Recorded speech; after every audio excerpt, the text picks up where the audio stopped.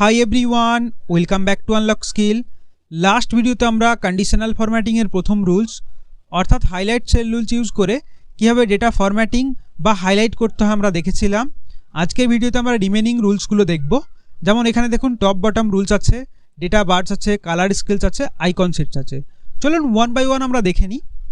এখানে চলে যাচ্ছে আমি ডেটাতে। ডেটার মধ্যে আছে নেম, ডিপার্টমেন্ট, সেলস Q1 থেকে Q4 পর্যন্ত এখানে আছে। সেলস Q1টা আমি সিলেক্ট করছি, সিলেক্ট করে নিয়েছি। আমি এখানে হাইলাইট করতে চাইছি টপ 3 সেলস অ্যামাউন্ট। চলে যাচ্ছি কন্ডিশনাল ফরম্যাটিং, এখান থেকে top bottom rules. Top bottom রুলসের মধ্যে দেখুন প্রথম যে অপশানটা আছে টপ 10 আইটেমস, এটাতে ক্লিক করছি। ক্লিক করার পরে দেখুন সমস্ত ডেটা আমার হাইলাইট হয়ে গিয়েছে। যেহেতু আমার 10টা ডেটা আছে, টপ 10-এর মধ্যে এই 10টাই হাইলাইট হয়ে যাচ্ছে। আমি এখান থেকে টপ 3 করে নিচ্ছি। দেখুন টপ 3 আইটেমস আমার হাইলাইট হয়ে গিয়েছে। চলে যাচ্ছি এখানে এই অ্যারোতে, এখান থেকে আমরা কাস্টম ফরম্যাটে যাব। এখানে দেখুন কালার, আমি একটা কালার চুজ করে নিচ্ছি, ওকে করলাম। দেখুন আমার টপ 3 আইটেমস হাইলাইট হয়ে গিয়েছে। সেমভাবে আমরা বটম 3 আইটেমসও হাইলাইট করতে পারি। চলে যাচ্ছি conditional formatting, top bottom rules. এখানে দেখুন বটম 10 আইটেমস আছে, ক্লিক করলাম, সবগুলোই হাইলাইট হয়ে যাচ্ছে। 10টা যেহেতু এখানে আমার ডেটা আছে সেই জন্য আমি এখান থেকে বটম 3 করে নিচ্ছি। বটম 3 হাইলাইট হয়ে গেছে দেখতে পাচ্ছেন। এখানে অ্যারোতে যাব, কাস্টম ফরম্যাট, এখান থেকে কালার। আমি একটা কালার নিচ্ছি, কালার নিয়ে ওকে করছি। দেখুন আমার হাইলাইট হয়ে গিয়েছে। এরপর আমি নেক্সট রুলসে চলে যাচ্ছি। তার জন্য আমি সেলস Q2টা সিলেক্ট করে নিচ্ছি। পুরো ডেটাটা সিলেক্ট করে নিলাম। Conditional formatting, top bottom rules. এরপরে দেখুন টপ 10%, এখানে ক্লিক করলাম। টপ 10% ক্লিক করার পর এখানে একটা অ্যামাউন্টই হাইলাইট হচ্ছে। টপ 10%-এর মধ্যে ওই অ্যামাউন্টটাই আছে, সেই জন্য ওটা হাইলাইট হচ্ছে। এখান থেকে আপনারা চেঞ্জ করতে পারেন। আমি করে দিলাম ধরুন টপ 20%। টপ 20%-এর মধ্যে যে অ্যামাউন্টগুলো থাকবে হাইলাইট হয়ে যাবে। দেখুন হয়ে গেছে। এখানে আমি এই অ্যারোতে গেলাম, এখান থেকে কাস্টম ফরম্যাট, এখান থেকে কালার। কালার নিয়ে নিচ্ছি, ওকে। দেখুন টপ 10%-এর মধ্যে আমার যেই অ্যামাউন্টগুলো ছিল হাইলাইট হয়ে গিয়েছে। সেমভাবে আমরা বটম 10%-এও হাইলাইট করতে পারি। Conditional formatting, top bottom rules. এখানে দেখুন বটম 10% আছে, এখানে ক্লিক করলাম। ক্লিক করার পরে দেখুন বটম 10%-এর মধ্যে যে অ্যামাউন্টটা আছে হাইলাইট হয়ে গিয়েছে। এখানে কাস্টম ফরম্যাটে গেলাম, এখানে গিয়ে কালার, ওকে করলাম। দেখুন আমার টপ 10% আর বটম 10%-এর মধ্যে যে অ্যামাউন্টগুলো ছিল হাইলাইট হয়ে গিয়েছে। নেক্সট রুলসে চলে যাচ্ছে। তার জন্য সেলস Q3 এই ডেটাটা আমি সিলেক্ট করে নিচ্ছি। সিলেক্ট হয়ে গিয়েছে। নিচের দিকে স্ট্যাটাস বারে লক্ষ্য করলে আপনারা এখানে অ্যাভারেজ দেখতে পাবেন। অ্যাভারেজ কত আছে? 17,450। কাউন্ট 10টা আছে আর সাম আছে। এখানে চলে যাচ্ছি কন্ডিশনাল ফরম্যাটিংয়ে, টপ বটম রুলসে। এখানে দেখুন অ্যাবাভ অ্যাভারেজ, মানে অ্যাভারেজের ওপরের অ্যামাউন্টগুলোকে হাইলাইট করবে। এখানে কত আছে অ্যাভারেজ? 17,450। তাহলে 17,450-এর বেশি যে অ্যামাউন্টগুলো আছে সেগুলো হাইলাইট হবে। চলে গেলাম অ্যাবাভ অ্যাভারেজ, এখানে ক্লিক করলাম। ক্লিক করার পর এখানে অ্যারোতে গিয়ে আমি একটা ফরম্যাটিং করে নিচ্ছি। কালার নিয়ে নিলাম ধরুন এখানে, ওকে করলাম। দেখুন আমার অ্যাবাভ অ্যাভারেজ যেগুলো ছিল হাইলাইট হয়ে গিয়েছে। সেমভাবে আমরা বিলো অ্যাভারেজকেও করতে পারি highlight. Conditional formatting, top bottom rules, এখান থেকে বিলো অ্যাভারেজ ক্লিক করলাম। বিলো অ্যাভারেজও আমার হাইলাইট হয়ে গিয়েছে। কাস্টম ফরম্যাট, এখান থেকে কালার, কালার চুজ করলাম। দেখুন বিলো অ্যাভারেজ যেগুলো ছিল সেগুলো হাইলাইট হয়ে গিয়েছে। তো নেক্সট রুলসে যাওয়ার আগে আমি ক্লিয়ার রুলস করে নিচ্ছি। সমস্তটা সিলেক্ট করলাম।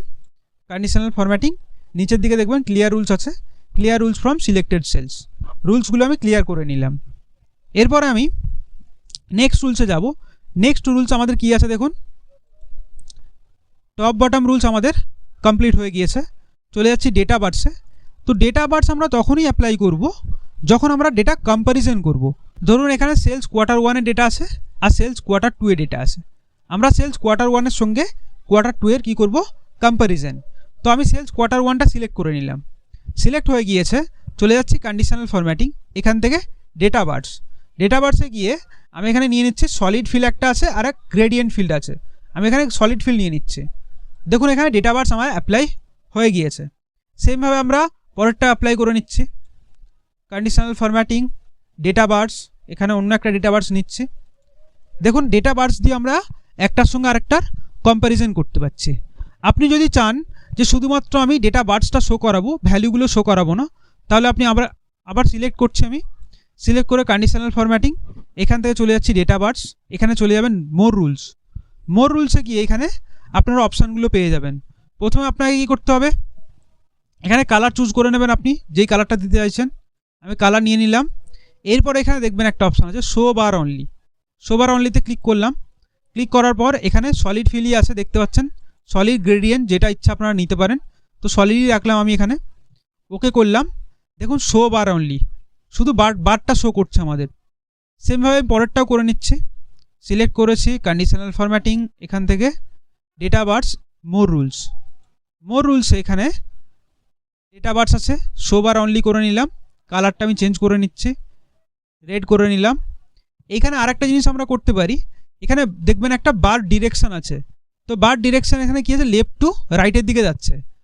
দেখুন এখানে কনটেক্সট যেটা দেখতে পাচ্ছেন, প্রথমটা লেফট টু রাইট আছে, আমি এখানে যাচ্ছি এই অ্যারোতে রাইট টু লেফট করে নিচ্ছি। দেখুন রাইট টু লেফটে ক্লিক করলাম, ওকে করলাম। দেখুন কম্প্যারিজনটা আমরা ইজিলি বুঝতে পারছি। তো ডেটা বার্স আপনারা বেশিরভাগ ক্ষেত্রে আমরা এটা ড্যাশবোর্ডে ইউজ করে থাকি, বাট আপনারা আপনাদের রিকোয়ারমেন্ট অনুযায়ী ডেটা বার্স ইউজ করতে পারেন। নেক্সট অপশানে চলে যাচ্ছি। নেক্সট যেটা আছে আমাদের, নেক্সট রুলস কালার স্কেলস। তার আগে আমি ডেটাটা সিলেক্ট করে নিচ্ছি। ধরুন এই সেলস কোয়ার্টার 3টা আমি সিলেক্ট করে নিয়েছি। কন্ডিশনাল ফরম্যাটিং, এখানে গিয়ে কালার স্কেল, যে কোনো একটা কালার স্কেল দিয়ে আপনি ফরম্যাটিং করতে পারেন। কালার স্কেল অ্যাপ্লাই করলাম, ডেটার ভ্যালু অনুযায়ী ও কিন্তু বিভিন্ন কালার এখানে অ্যাপ্লাই করে দেবে। কালার স্কেলে বেশি কিছু বলার নেই। নেক্সট রুলসে চলে যাচ্ছে। তার জন্য এখানে ডেটাটা দেখুন, ডেটার মধ্যে কি আছে না, ফিনান্সিয়াল ইয়ার 2020 আছে। এখানে দেখুন মান্থের নেম, 12 মাসের ডেটা আমার আছে এখানে, আর প্রফিট আছে। আমি এই প্রফিটের ডেটাটা পুরোটা সিলেক্ট করে নিচ্ছি। সিলেক্ট করে এখানে চলে যাচ্ছি কন্ডিশনাল ফরম্যাটিং, এখান থেকে আইকন সেটস, যে কোনো আমি একটা আইকন সিলেক্ট করে নিচ্ছি। সিলেক্ট করার সঙ্গে সঙ্গে দেখুন এখানে আইকন সেট অ্যাপ্লাই হয়ে গেছে। বাই ডিফল্ট দেখুন ওরা যে অ্যামাউন্টগুলো ম্যাক্সিমাম অ্যামাউন্টগুলোকে ও গ্রিন কালার করেছে, মাঝামাঝি যে নাম্বারগুলো আছে সেগুলোকে ইয়েলো করে দিয়েছে, আর একদম মিনিমাম নাম্বারগুলো সেগুলোকে রেড করে দিয়েছে। তো এটা আমরা আমাদের মতো ইউজ করতে পারি। এখানে পুরোটা সিলেক্ট করলাম, কন্ডিশনাল ফরম্যাটিং, এখান থেকে আইকন সেটস। বাই ডিফল্ট ও একটা রুলস অ্যাপ্লাই করে দেয়, আমরা আমাদের মতো কাস্টম রুলস অ্যাপ্লাই এখানে করতে পারি। মোর রুলসে যাব, এখানে গিয়ে দেখবেন প্রথমে কি আছে, when value is greater than equal to কত আছে 67, আমরা এখানে করে নিচ্ছি। ধরুন এই অ্যারোটা থেকে আমি নাম্বারে চলে যাচ্ছি। নাম্বারে আমি বলছি যে 8000-এর ওপর যদি যে অ্যামাউন্টগুলো আছে সেগুলো হবে কি না, সেগুলো হবে গ্রিন। 8000 লিখে দিলাম, 8000 টাইপ করেছি। এরপরে ইয়েলোটা আমি কি করতে চাইছি, গ্রেটার দ্যান ইকুয়াল টু 5000 করে নিলাম। তাহলে গ্রেটার দ্যান 8000 যেগুলো থাকবে সেগুলো গ্রিন হবে। তারপরে গ্রেটার দ্যান ইকুয়াল টু 5000 যেগুলো আছে সেগুলো কি হবে, ইয়েলো হবে। তার নিচের অ্যামাউন্টগুলো রেড হয়ে যাবে। এটা আমি আগে পার্সেন্ট না করে নাম্বার করে দিই। নাম্বার আমি একবার টাইপ করে দিচ্ছি 5000। এরপর ওকে করছি। দেখুন 8000-এর ওপরে যে অ্যামাউন্টগুলো আছে সেইগুলো গ্রিন। তারপরে দেখুন 5000-এর ওপরে যেগুলো আছে সেগুলো দেখুন এখানে ইয়েলো হয়ে গেছে, আর তার নিচে যেগুলো আছে সেগুলো রেড হয়ে গেছে। সো কন্ডিশনাল ফরম্যাটিংয়ের আমাদের সমস্ত রুলস কমপ্লিট হয়ে গেল। ভিডিওটা যদি ভালো লেগে থাকে অবশ্যই লাইক করবেন। Thank you for watching. দেখা হচ্ছে নেক্সট ভিডিওতে।